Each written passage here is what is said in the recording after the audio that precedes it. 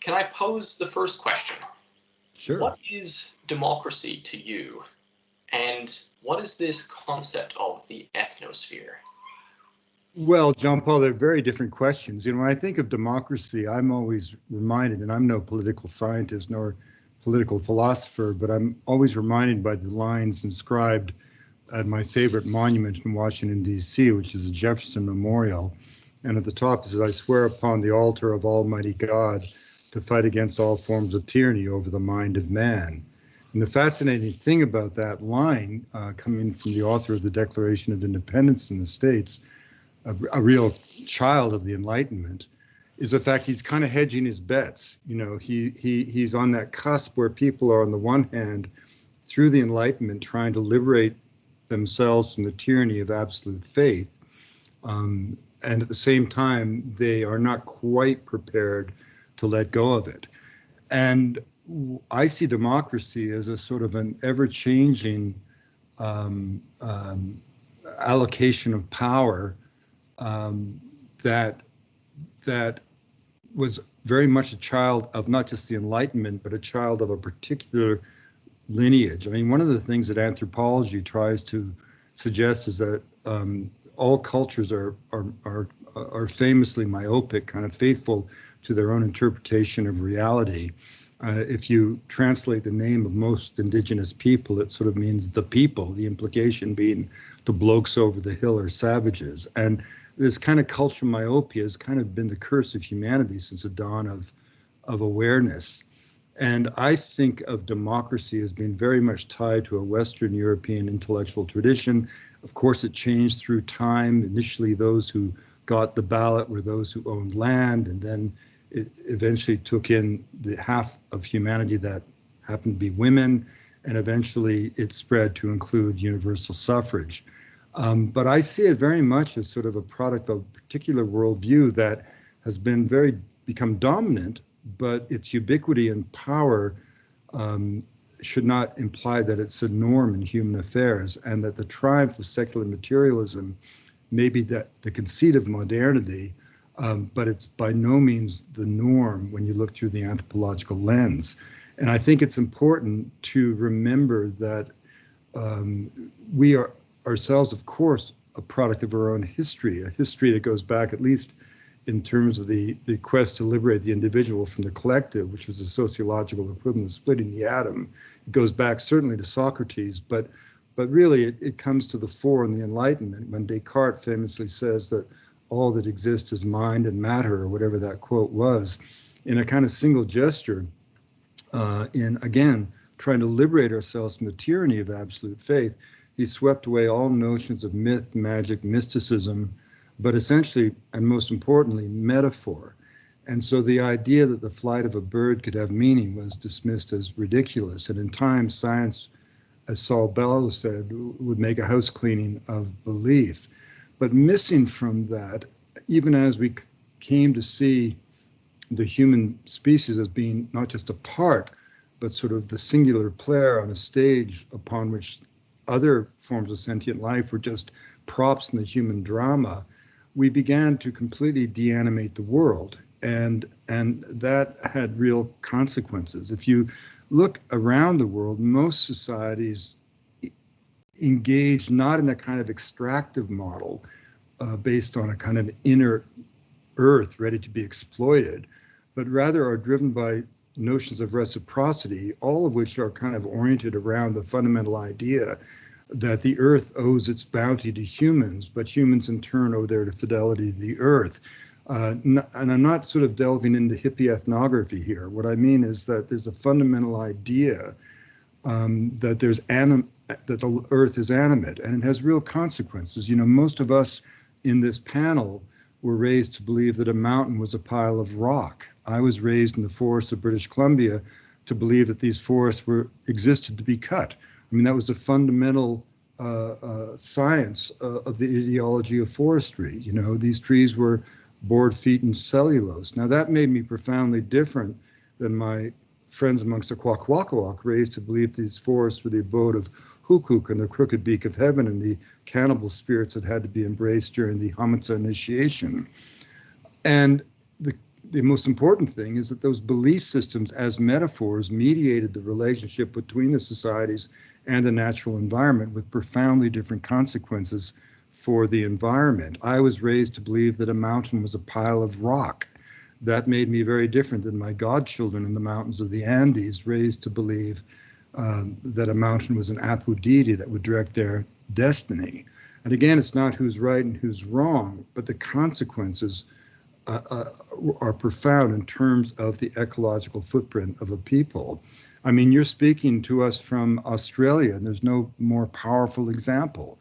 When the British arrived in the shores of what we now call Australia, they saw people who looked strange, who had a simple material technology, and although there was a tremendous amount of diversity in that civilization, to the British, everybody seemed somewhat similar in that they had no interest whatsoever in improving upon their material lot. And it was that more than anything that offended the British. And the British, in their inimitable way, concluded that all the Aboriginal inhabitants of Australia weren't human at all. And as recently as 1902, it was debated in Melbourne in Parliament as to whether or not Aborigines were human or not. As recently as the 1950s in Australia, ranchers had quotas as to how many abos could be shot with impunity who trespassed upon their land. As recently as the 1960s, a school book that was used in the curriculum across the country, A Treasury of Fauna of Australia, included the Aboriginal people as amongst the interesting forms of wildlife in the continent. Now, what was missing from this was our ability to understand a devotional philosophy that was perhaps too subtle for the British imagination, and that was the dreaming. And the dreaming wasn't a dream. It was the notion that the world both exists and yet is eternally waiting to be born. In not one of the 670 dialects and languages of Australia was there a word for past, present, or future, or time. The dreaming was a state of unfolding existence. And the interesting thing about it was that, again, not the belief systems themselves, but what they did to the human beings who believed in those ideas. And the entire purpose, and this is what the British didn't understand, of that civilization was in fact the antithesis of progress and self-improvement. And those values were indeed the values of Victorian Europe at the time of the settlement, but they had nothing to do with the worldview of the Aboriginal people, who above all valued stasis, constancy. The whole key to the dreaming is that the purpose in life wasn't to change anything. It was to do the ritual gestures along the song line that ran through your clan territory, song lines that marked the trajectory of the ancestors when they sang the world into existence, to do the ritual gestures deemed to be necessary to keep the world exactly as it was at the time of its dawning. It would be as if all of Western European thought had gone into pruning the shrubs in the Garden of Eden to keep it just as it was when Adam and Eve had their fateful conversation. But again, the issue isn't to say who's right and who's wrong. Had we followed as a species that intellectual trajectory, that devotional philosophy, we wouldn't have put a man on the moon. But on the other hand, we wouldn't be talking about climate change and our capacity to transform the biophysical foundations of life on the planet. So 50,000 years hence, which intuition will prove to have been the most sustainable? So the point, when you ask me about democracy, I see it as very much an expression of a very narrow cohort of the human experience. And in most of the societies that I've been spending time with, the concept really has no meaning. I mean, if you think of the nomadic Panan in the forests of Sarawak, or even the Inuit of the circumpolar north, or the Warani of the forests of eastern Ecuador, these are, as you said, acephalous, non-hierarchical societies where there really are no specialists. And this isn't some kind of ideal world, don't get me wrong. But in these societies, you see how the belief systems make for a different way of being. And this is what is the wonder of the human experience as brought into being by culture. So for example, think about it. How in a nomadic society of the rainforest, in which there is not only no incentive to accumulate material objects but there's a disincentive to do so. So how do you measure wealth in such a society? Well, among the Penan, wealth is defined explicitly, consciously, as a strength of social relations between people. Because if those relations fray, everybody suffers. Jean-Paul, if you and I, and say Paul here, are a small hunting group, a kind of extended hunting band, and suddenly I don't get along with you, Jean-Paul, but I get along with Paul, and force you to leave, that means that night your children have a 2/3 less chance of eating. So in these societies, there is a tremendous pressure to maintain social solidarity. And in fact, in the Penan culture and language, there's no word for thank you, because sharing is an automatic reflex. I'll never forget giving a cigarette to an old woman in a Penan encampment and watching her tear it apart to distribute the individual strands of tobacco equitably to every woman in the encampment, rendering the product useless, honoring her obligation to share. Years later, when, as part of a political effort to draw attention to the destruction of their homeland, we brought, at their request, 3 Penan on a global tour. And suddenly, 3 men who had never left the forest were with the Grateful Dead on Wembley Stadium, meeting with heads of state, addressing the General Assembly of the UN, being squired around the world by the Prince of Monaco. They had an extraordinary exposure to bring this message, but nothing that they saw in all of that journey impressed them more than 2 things. They were horrified at the idea of raising animals for slaughter. In their forest homeland, they will kill and eat anything that moves. But if an animal enters the kindred, a monkey or a pet bird, it becomes a human. And so to raise chickens or hogs or cows for slaughter is for them to eat their own children. And the other thing that simply horrified them was homelessness. They could not believe that in such an abundant world, such desperate straits could be allowed to exist, because they really do live by the adage that a poor man shames us all. Now, again, we see this in these hunting societies where there's the Athabascans of the boreal forest of Canada. In the language of the Inuit, in Nuktatuk, there are no swear words. You would never cuss. You express your disapproval by silence. You would never, ever speak ill of anybody publicly. Again, the solidarity of the group is what matters. Everything has to protect the integrity of the collective. Now, this doesn't imply always perfect worlds. If we go, for example, into the homeland of the Waorani in eastern lowland Amazon forest of Ecuador, this is an extraordinary society, extraordinary in part because though they live 150 kilometers from Quito, a city that's been settled for 500 years, they were only first peacefully contacted in 1958. In 1957, 5 missionaries attempted contact and made a critical mistake. They dropped from the air 8x10 glossy photographs of themselves in what we would say to be friendly gestures, forgetting that the Indians of the forest had never seen anything two-dimensional in their lives. And they picked up the photographs, looked behind the photograph to try to find the form to the face, found nothing, and concluded they were calling cards from the devil, and they promptly speared the 5 missionaries to death. But they didn't just spear outsiders, they speared each other. 54% of their mortality for men was being killed in an intra-tribal spearing raid. We traced genealogies back 8 generations and found 2 cases of natural death.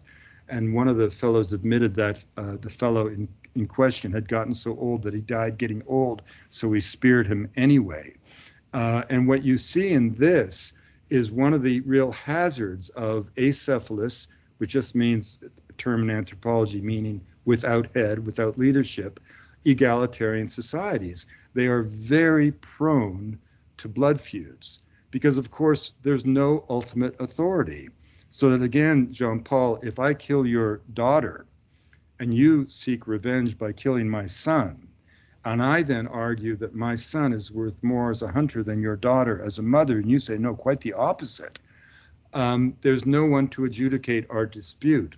And so blood feuds can often be set in motion that simply do not go away. And the Waorani had suffered blood feuds for most of their history. So none of these societies or their adaptations are to suggest images of an ideal world any more than any critique of modernity is to condemn the world in which we live. It's just to reflect on the wonderful revelation of anthropology that the world in which we live is just one model of reality, the consequence of one set of adaptive choices that our lineage made, however successfully, generations ago. But critically, the other peoples of the world aren't failed attempts at being us. They're not failed attempts at being modern. Every society is a unique answer to a fundamental question. What does it mean to be human and alive? And when the peoples of the world answer that question, they do so in the 7,000 voices of humanity. And those answers collectively become our repertoire for dealing with the problems that will confront us as a species in the coming years. I mean, this is the lesson of anthropology. Every culture has something to say. Each deserves to be heard, just as none has a monopoly on the route to the divine. And some time ago, when I wrote a book called The Wayfinders, and an editor put on a snappy subtitle, Why Ancient Wisdom Matters in the Modern World, I didn't like the subtitle because it implied that these societies were somehow vestigial when they're not. But I did have to answer that question, and I ultimately answered it, in a sense, in two words: climate change. Not to suggest that we go back to a pre-industrial past or that any society on Earth be kept from the best of the genius of modernity, be that allopathic medicine or science and technology, but rather to suggest that the very existence of these multiple expressions of the human heart and spirit and imagination as brought into being by the diverse cultures of the world puts the lie to those of us in our culture who say that we cannot change, as we all know we must change, the fundamental way in which we inhabit the planet. Climate change has become humanity's problem. It was not caused by humanity. It was caused by a very narrow subset of humanity that for only 300 years now has been consuming the ancient sunlight of the world.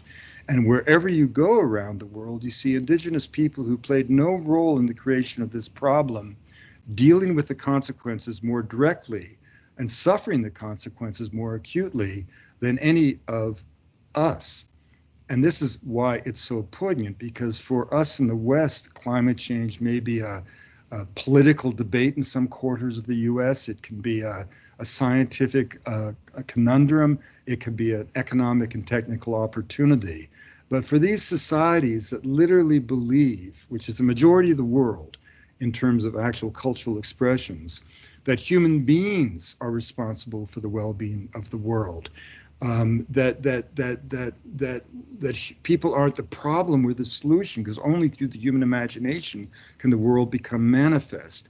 For these people who believe that, climate change is a profound existential crisis. It's a psychological crisis because it's their fault that things are going wrong. And this is why it's so poignant. Now, just to very briefly jump to the second of your questions, ethnosphere. Ethnosphere was just a term I coined in an early book to try to give an organizing principle to what was unfolding all around us. You know, it was sort of in contrast to the term biosphere, and an opportunity to draw attention to the fact that, no biologist, for example, would, even imperiled as a biosphere may be, no biologist would suggest with any scientific credibility that half of all the species of sentient life are moribund or on the brink of extinction, because it just isn't that bad, although bad it is. But the important point is that the most apocalyptic potential scenario in the realm of biological diversity scarcely approaches what we know to be the most optimistic scenario in the realm of cultural diversity. And that, of course, the indicator of that is language loss. I mean, there is an absolute consensus in the linguistic community, academic community, that half the languages of the world are imperiled. They're not being taught to children. And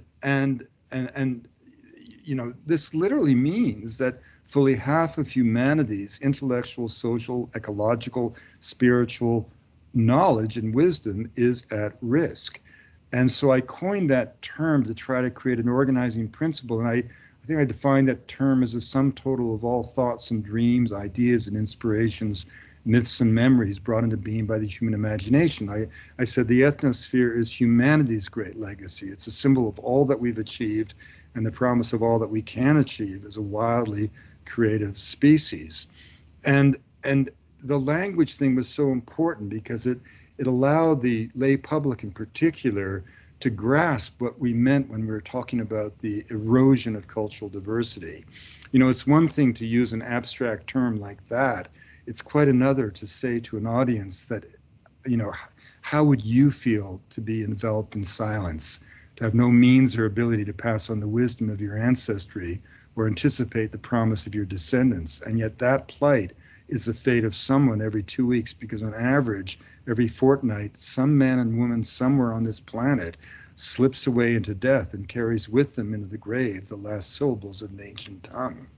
And this doesn't have to happen. And can you tell us a bit about why this extinction, this halving of humanity's legacy is happening?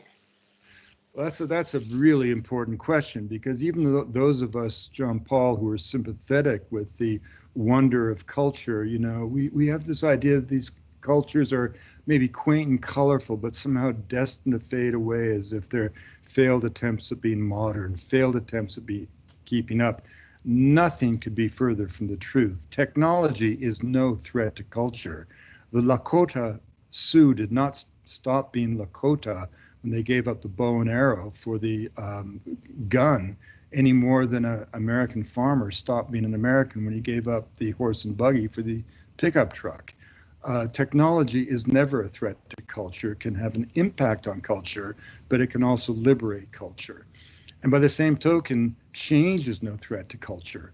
All peoples everywhere are always dancing with new possibilities of life. These aren't delicate, frail societies. These are dynamic, living peoples being driven out of existence by identifiable forces. And that's actually an optimistic observation, because if we recognize that human beings are the agents of cultural destruction, we can surely be the facilitators of cultural survival.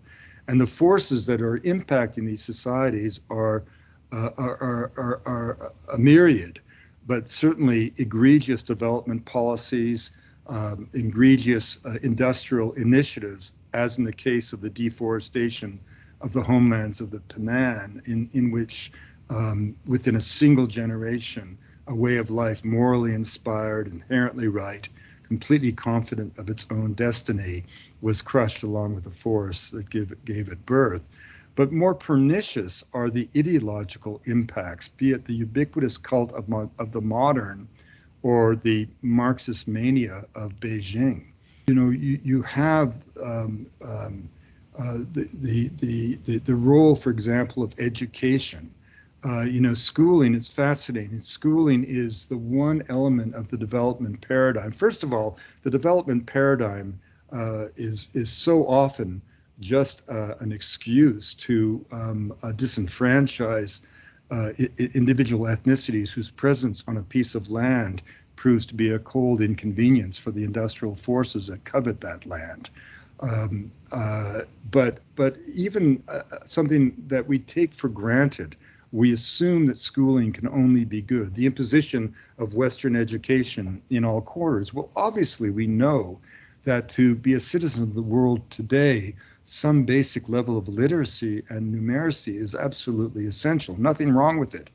But the problem is education is always presented in a context that also implies acculturation and assimilation.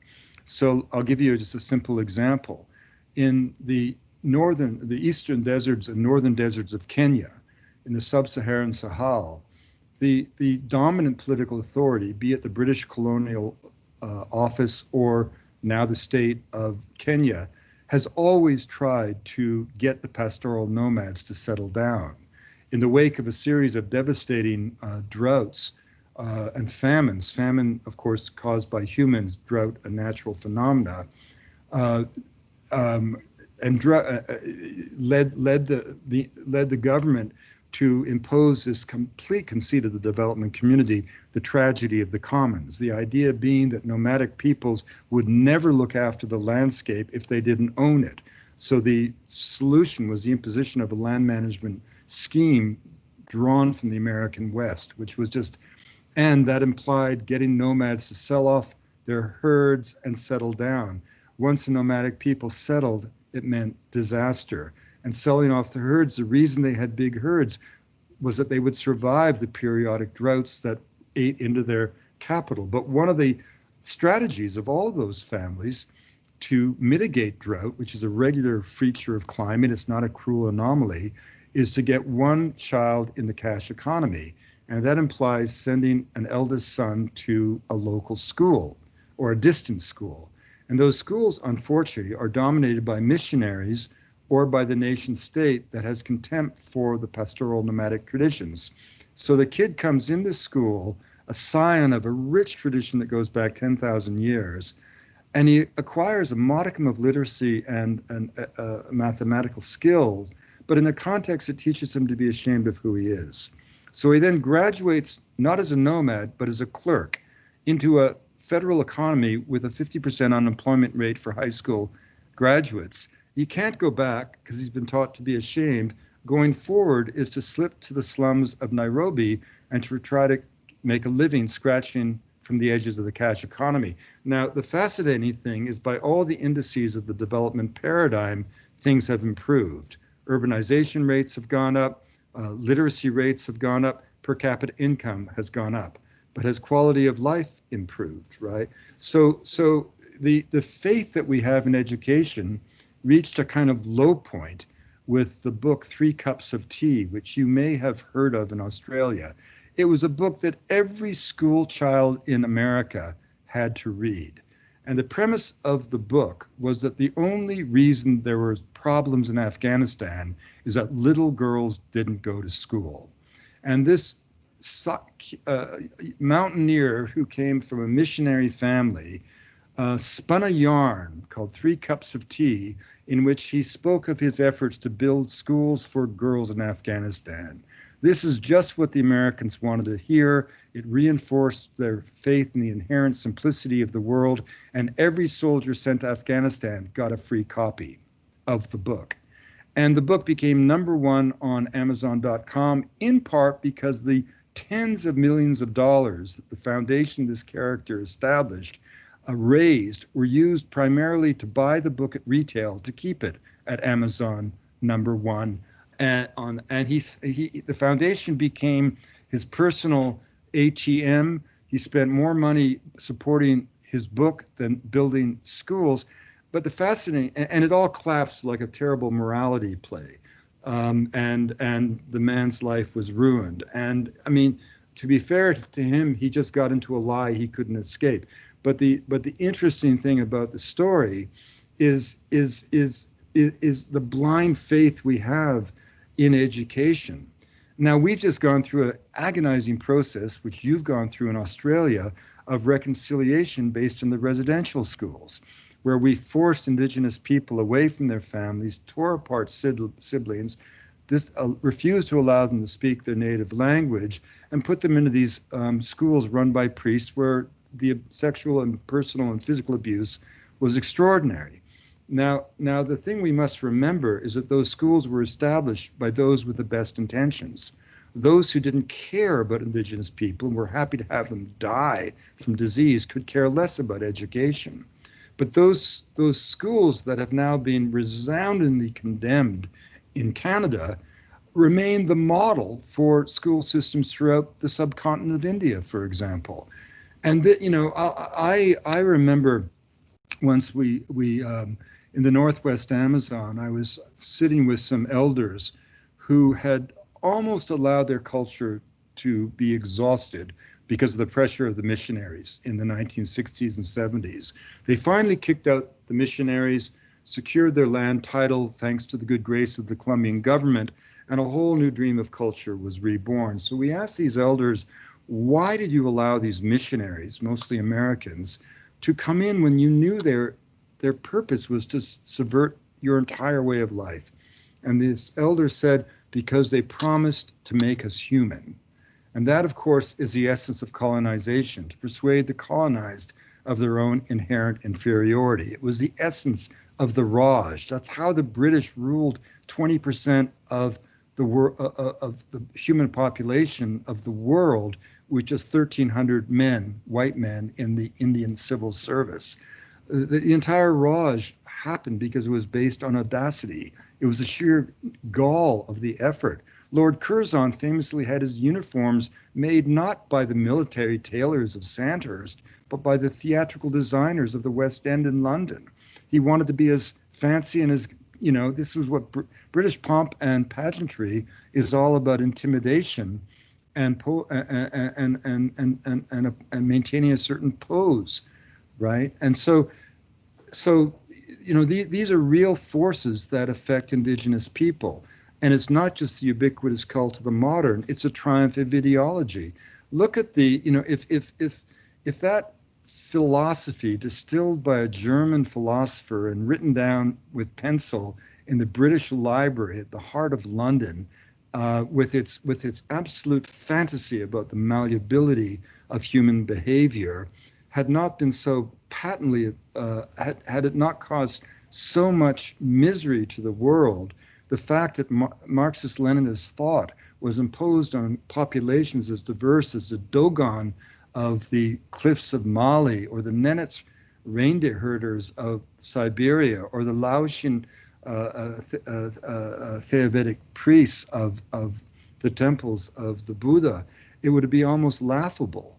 But don't forget that when the jackboot of the Chinese, with their utter contempt for religion, remember the 14th Dalai Lama having been told by Mao Zedong that all religion was poison, His Holiness knew what to expect when the Red Guard took Lhasa and over 1 million people were killed for their religious beliefs. Or when Pol Pot, brother number one, imposing upon his people a prescription for transformation derived from Marxist-Leninist thought, and even if it meant that half of his people would have to be killed in order to achieve the socialist paradise. I've met nuns in Cambodia who have no hands and no feet, severed from their body for the crime of pursuing their religious passion. And what was it about the Buddhist Dharma that so offended the Marxist materialists of Beijing? The Four Noble Truths. All life is suffering. By that, the Buddha just meant that shit happens. The cause of suffering is ignorance. He didn't mean stupidity. He meant the tendency of people to cling to the cruel illusion of our own centrality in the stream of divine existence.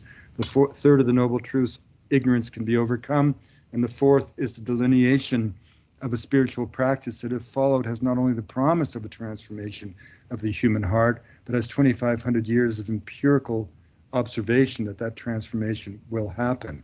It's like a Lama said to me once in Tibet, we in Tibet don't believe that you went to the moon, but you did. You may not believe that we achieved enlightenment in one lifetime, but we do. I mean, that is so powerful and also heartbreaking. And it feels, cheap actually to try to turn this to questions about democracy when the discussion feels so much larger than this. But I'm very much stuck on this question of where we find ourselves now. So we have these very violent and coercive lines of history that have fed into a growth of a monolithic type of worldview, which is underscored by capitalism and competition, elections, political parties, parliaments. All of this, in a broad sweep, could be called the liberal democratic world order. Mm-hmm. And as you know, so much ink, so much steam from our mouths has been contributed to the diagnosis that this liberal democratic order is crumbling, or that it is diseased. And so we are finding ourselves, and maybe the we is too capacious. Maybe I'm speaking from what I know, which is mostly an academic enclave. But people in that enclave are looking for solutions. We know deliberative democracy is popular.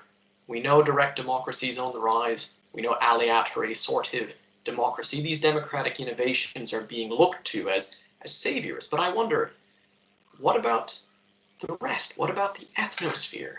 Well, every one of you who thinks so deeply about these themes, John Paul, could say much more interesting and profound things about the nature of democracy than I might be able to. But I mean, I think we have to remember that democracy as we know it has a relatively shallow history, and one of the big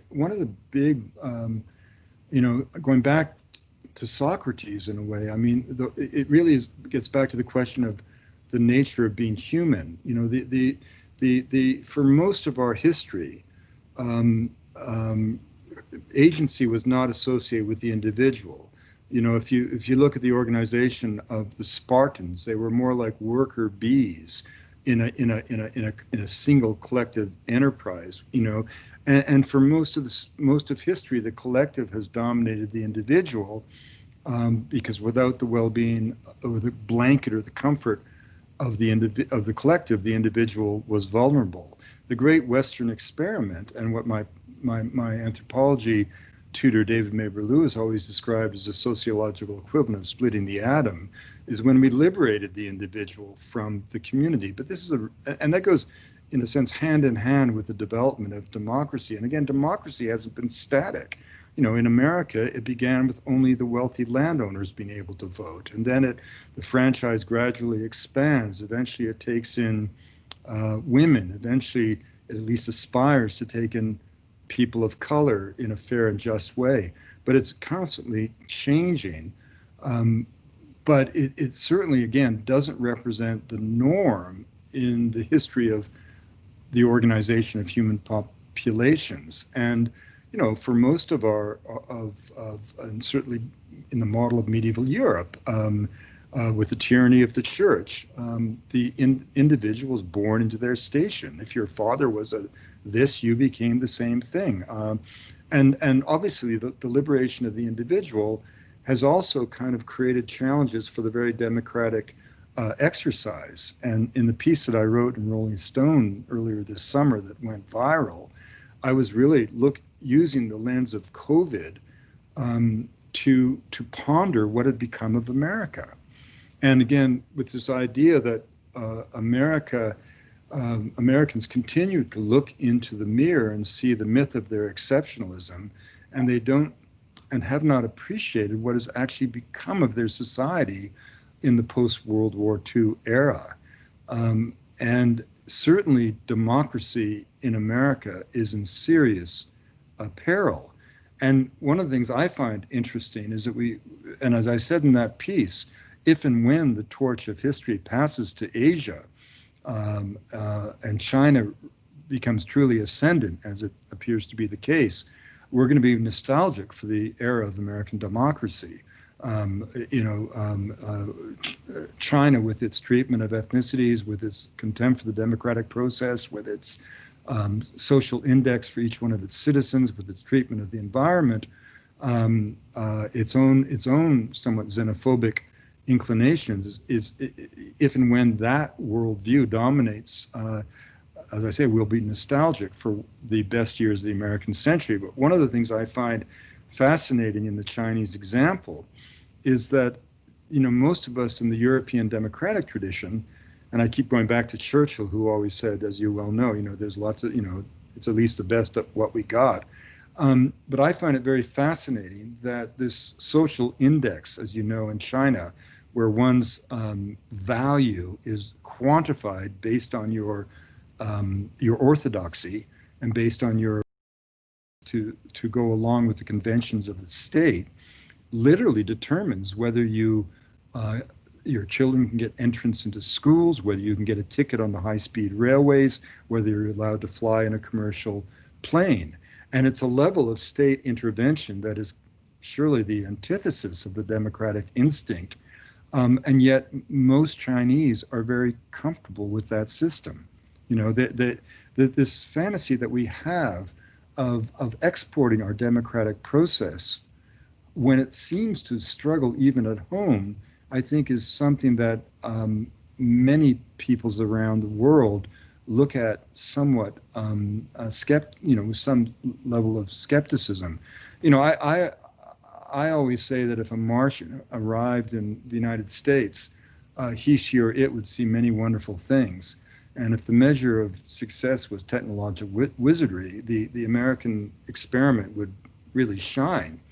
But if the Martian turned to more subtle issues of spiritual contentment or social solidarity, they'd see some curious things. They'd see the fact that half the marriages end in divorce, that only 6% of Americans are prepared to having grandparents live beneath the same roof as grandchildren, that they worship the cult of the workplace with slogans like 24/7, such that the average American father spends 20 minutes a day in direct communication with a child, contributing to the fact that by the age of 18, the average American youth, man or woman, has spent 3 full years looking at the glass of a video screen of one sort or another, contributing to an obesity epidemic so severe that the Joint Chiefs of Staff call it a national security crisis. A country that thinks it's content consumes 2/3 of the world's antipsychotic drugs. Obesity rates have soared in the last generation.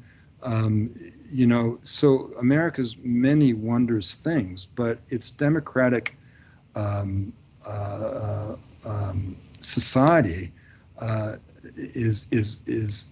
does not seem to be functioning too well. Discrepancies of wealth that are beyond the imaginings of a true social democracy. The top 1% of Americans having $30 trillion of assets, the lower half of the society having more debt than assets. The 3 richest Americans controlling more wealth than the poorest 160 million Americans. You know, this is a culture that has almost lost any sense of community or solidarity. Everybody has to fight for everything. No one deserves anything. You saw this with the consequences of COVID. You know, on July 30th, when the Americans announced 59,767 cases of COVID, which then was just astronomical. Now it's been, of course, dwarfed by figures 3 times that rate. But on that same day, in all of British Columbia, where I live, again, a metropolitan population, concentrated. Vancouver's an Asian city, dozens of flights coming in from China every day, 3 hours up the road by highway from Seattle, where the pandemic landed in North America. On that very day where they announced 60,000 cases, we had 5 cases in all of our hospitals. And why? Well, because not that we're a perfect society, but we're a society that still has consilience and the community in mind. We recognize that the strength and the wealth of a society is not the currency accumulated by the lucky few, but the strength of social relations and the bonds of reciprocity that link us all in common purpose. We have a healthcare system that caters to the collective, not the individual, and certainly not the private investor who views every hospital bed as if rental property. You could see that in the Americans who were defying science, flocking to the beaches, flocking to the bars. That wasn't a gesture of strength. It was a sign of weakness of a people who lacked the stoicism to endure the pandemic or the fortitude to defeat it.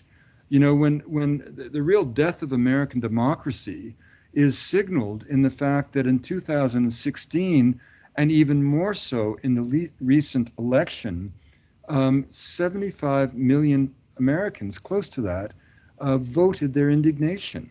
In 2016, when they voted for this man, this buffoon of a president, this bone spur of a warrior, this coward with the backbone of a bully, a man who had no credentials whatsoever transparently for the most important job in the world, when half the population said that doesn't matter, I'm going to vote my indignation, I'm going to vote my personal obsessions.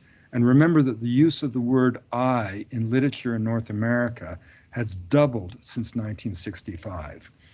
And so when those people went out and exercised their right to vote, not thinking of what was best for the country or in any objective terms, or best for the world in that case, but they were willing to vote for a man who they knew his only credential was his willingness to reinforce their hatreds, give meaning to their fears, target their enemies, real and imagined. What was one to make of that thing called democracy?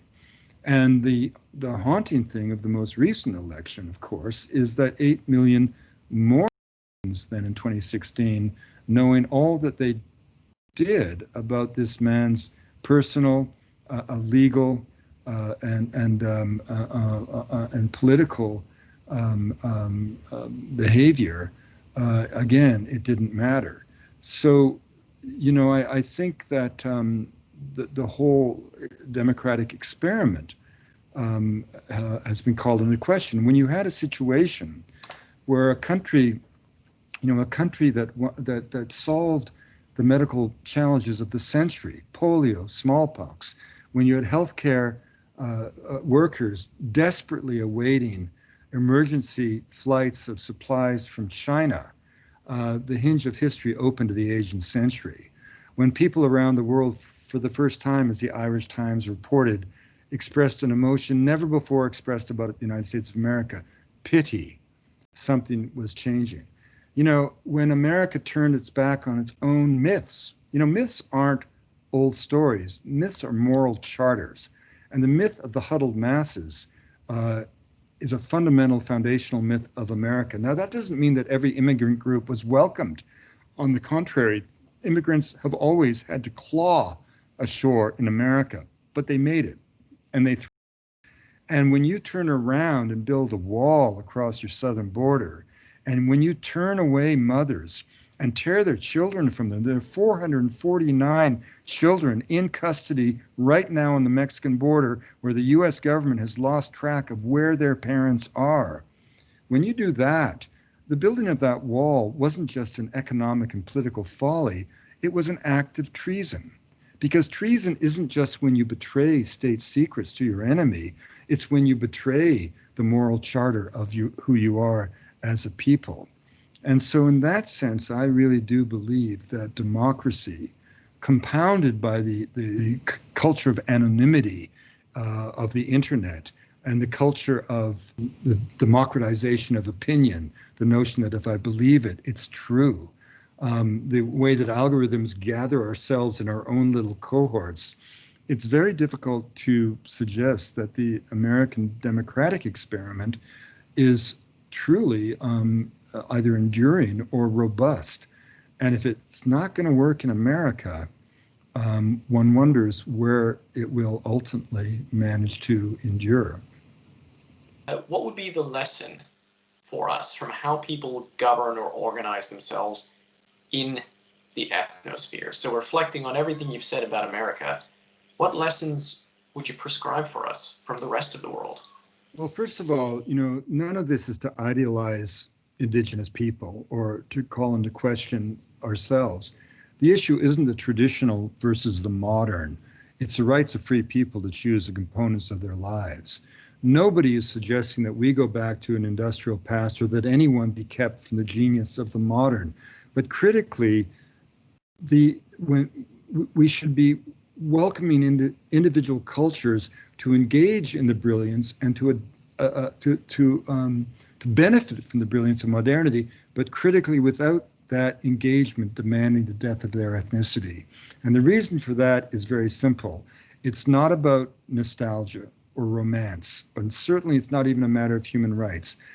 The critical thing is that culture is not trivial. Culture is not the songs we sing, the clothes we wear, the prayers we utter. Ultimately, culture everywhere is a body of moral and ethical values that we wrap around each individual human being to keep at bay the barbaric heart that history teaches us lies within everyone. It is culture that mitigates the worst impulses of the individual. It is culture that allows us to make sense out of sensation, to find order and meaning in the universe, to do what Lincoln said, seek the better angels of our nature.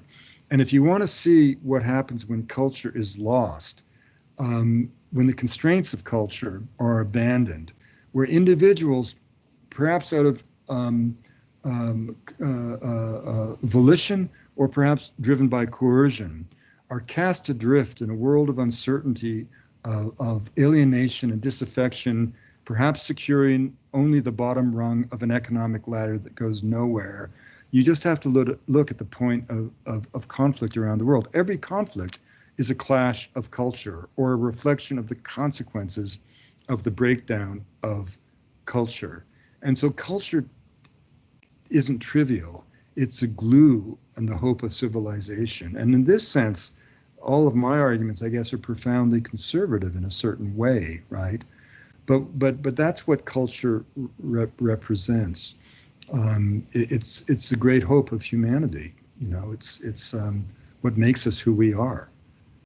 I guess the distinction that I wanted to draw out more of was where Petra was leading us. So we have this need, this requirement, which is an inherent good, of having a diversity of culture in the world, a very rich and diverse and by definition different ethnosphere. And it's in those interstices, in the experiences of people's coming to know each other. You mentioned the tour of these 2 or 3 indigenous persons and how they remarked upon the horrors of industrialized animal consumption, and also I think tragedy of homelessness. And it's those, you know, when cultures meet, it's a type of shock sometimes. You go, oh, good. So, I mean, I've never thought about that. I've never even, you know, considered it in my wildest dreams or even work, which is true for many political theorists, right, or social theorists. Would you say that that's, you know, one side of value for us in terms of generating new ideas for where we can go to, let's say, if your aim is to save or improve or salvage the liberal democratic order, that we need these clashes, we need these, maybe not clashes, we need these conversations, and we can't have them. So the question, again, I go back, it's not the traditional versus the modern, it's not looking backwards, it's asking a simple question: what kind of world do we want to live in? How do we generate true pluralism in an interconnected world? You know, Margaret Mead said her greatest nightmare was that as we drift toward this blandly amorphous generic worldview, not only would the entire range of humanity be reduced to a single modality of thought, but we wake from a dream, having forgotten that there were other possibilities for life itself. I mean, I think it's important, you know, to put the contribution of anthropology. It's always sort of been seen as an outlier in the academic world, you know, and I think anthropologists haven't done themselves any favors, but it's really important to think about something. Jean-Paul, if I asked you to name the values, to delineate the values of your great-grandfather, living in France perhaps before the Great War, values about his ideas about women, the role of men, the place of race in our culture, the interaction between human beings and the environment, whatever, not one of his certitudes would you endorse today, and many of them you'd find morally reprehensible. And yet in 1911, such was the superiority of the white male that there was not even an entry in the Oxford English Dictionary for the word racism. There was not an entry for the word colonialism. There wasn't an entry for homosexuality. Now, flash forward now, where in our lifetime, women have gone from the kitchen to the boardroom, people of color from the woodshed to the White House, gay people from the closet to the altar. We tend to think of these three very important social movements as just that, social movements, but they had to begin somewhere. There had to be some flash of the spirit that challenged those certitudes and shattered them. And that challenge came from the strange cadre of contrarians who gathered around Franz Boas at the American Museum of Natural History in New York. And most of them were women. Margaret Mead, Ruth Benedict, who famously said the purpose of anthropology is to make the world safe for human differences. Zora Neale Hurston, Gregory Bateson. And these were people who said, wait a minute, you know, a family is not man and woman. It can be two men and one woman, two women and one man. All that matters is love in the home. That race was a total social, cultural construct with no root in biology, an intuition now confirmed absolutely by genetics. And so the point is, if you, as a young person, John Paul, living in Canberra, think it's quite normal that a male can love a male as a couple and become married, if you think it's quite normal that two women can be in a household and have a loving family as long as love is there, if you agree, as I would agree, that race is a total fiction, if you understand what that Black American young woman meant, famously in the New York Times when she wrote, "Look at my skin. My skin tells you that my great-great-great-grandmother was raped by a white overseer. And I am the monument to the Confederacy, not these statues we're pulling down." If you understand all of that, you are a child of anthropology, because it was those intuitions that shattered the European mind. And that's why Franz Boas ranks with Einstein, Darwin, and Freud as one of the four great pillars of Western thought in the 20th century.